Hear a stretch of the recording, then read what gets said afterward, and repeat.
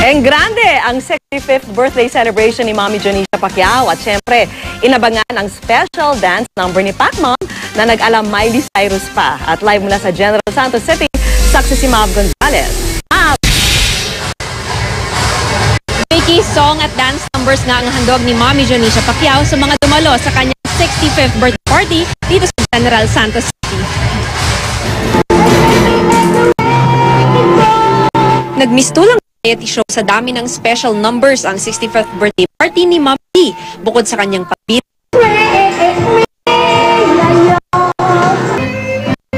siyempre pa, di pahuhuli sa pagsayaw.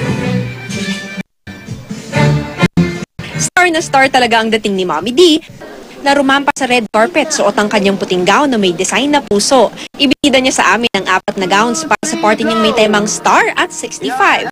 Di gaya ng mga nakaraang taon, wala raw malaking pangalan sa showbiz o politika sa kanyang guest list. Hindi naman nakadalo ang mag-asawang Manny at Jinky dahil may business trip daw sa ibang bansa. Kaya isang light na lang ang pinagkaguluhan ng mga bisita. Nagbeso pa kay Mommy D. Para sa kanyang birthday, may isang hiling lang daw ang Pacmom. Naghihintay ako kung isama ako ni Robin Padilla sa pelikula nila. Asama ko kasi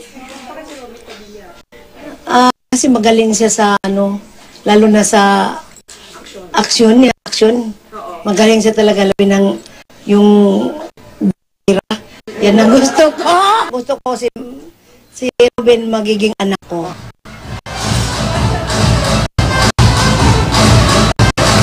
Naman nga sina Manny at Jinky dito na masayang pa rin si Mommy D dahil sa dami ng kanyang kaibigan na nakiparty sa kanya. Sobrang saya niya nga. Ito hanggang umaga silang masasayawan ng kaibigan niya. At live mula rito sa General Santos City, ako si Mav Gonzalez, ang inyong saksi.